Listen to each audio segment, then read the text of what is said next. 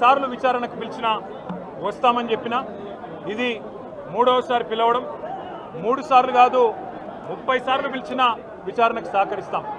మా మీద కేసులు బనాయించి మమ్మల్ని ఇబ్బంది పెట్టి కమిషన్లు వేసి మమ్మల్ని ఏదో ఇబ్బంది పెట్టినంత మాత్రాన, వేధించినంత మాత్రాన ప్రజల తరపున ప్రశ్నించడం బంద్ చేస్తామనుకుంటే అది కాంగ్రెస్ ప్రభుత్వం యొక్క అవివేకం, అజ్ఞానం అవుతుంది తప్ప ఇంకోటి కానే కాదు. పెద్దలు కేసీఆర్ గారిని, పెద్దలు హరీష్ రావు గారిని కాళేశ్వరం కమిషన్ ముందు కూర్చోబెట్టి మీరు పైశాచికానందం పొందొచ్చు. ఇవాళ ఏసీబీ ముందుకి విచారణకు పిలిపించి కొంత మానసికంగా రాక్షసానందం పొందుతూ ఉండవచ్చు, అవసరమైతే అరెస్టు కూడా చేస్తారు కావచ్చు. కానీ ఒకటి పక్క, తెలంగాణ కోసం గతంలోనే జైలుకు పోయి వచ్చిన వాళ్ళం.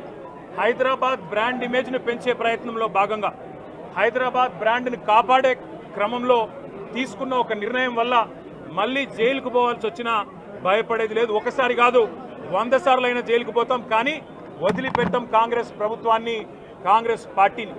మీరిచ్చిన 420 హామీలు, మీరిచ్చిన దొంగ 6 గ్యారంటీలు, మీరిచ్చిన డిక్లరేషన్లు ఇవాళ మీరు లోకల్ బాడీ ఎన్నికలకు సిద్ధమవుతా ఉన్నారని చెప్పి వార్తలు వస్తూ ఉన్నాయి.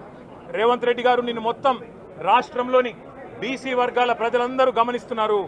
42% రిజర్వేషన్ ఇచ్చి 42% రిజర్వేషన్ ఇస్తాం అని కామారెడ్డి డిక్లరేషన్లో చెప్పి మోసం చేసి ఈరోజు స్థానిక సంస్థల ఎన్నికలకు మరి రిజర్వేషన్ ఇవ్వకుండానే పోతున్న వైనాన్ని కూడా బీసీలు గమనిస్తూ ఉన్నారు. రైతు బంధు పేరిట ఎలక్షన్ బంధుగా మార్చి ఎలక్షన్లు వచ్చినప్పుడు మాత్రమే రైతు బంధు వేస్తున్న విషయాన్ని రైతులు గమనిస్తున్నారు. నెలకు 2500 ఎగ్గొట్టిన విషయాన్ని ఈ రాష్ట్రంలోని మహిళలు గమనిస్తూ ఉన్నారు.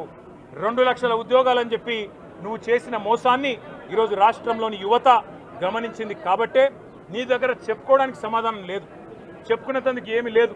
కాబట్టి ఏం చేయాలి, నువ్వు ఏదో ఒక డైవర్షన్ మీద, ఏదో ఒక రకంగా ఒక కమిషన్ అని, ఎంక్వైరీ అని, ఏదో జరిగిందని, ఇదిగో పులి అంటే అదిగో తోక అని, నువ్వేమో దున్నపోతు తినిందనగానే నీకు తయారుగా నీ జోడీదారు బీజేపీ రెడీగా ఉన్నాడు. నువ్వు దున్నపోతు తినిందనగానే వాడు దుడ్డెం కట్టేయని వాడికి వస్తాడు.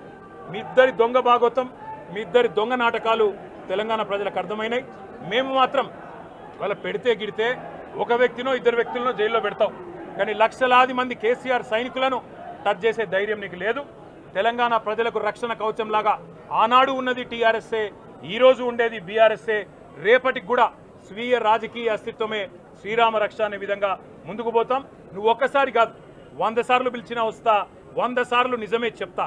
నువ్వు లై డిటెక్టర్ పరీక్షకు నీకు దమ్ముంటే నువ్వు మగాడివైతే రా, రాష్ట్ర ప్రజలందరూ చూస్తుండగా లై డిటెక్టర్ కూడా రెడీ.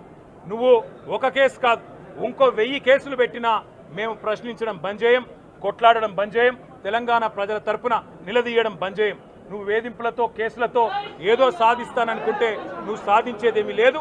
అన్నిటికీ తెగించే కొట్లాటకు ముందుకొచ్చినాం, తప్పకుండా అన్ని ఎదుర్కొంటామని చెప్పి మేము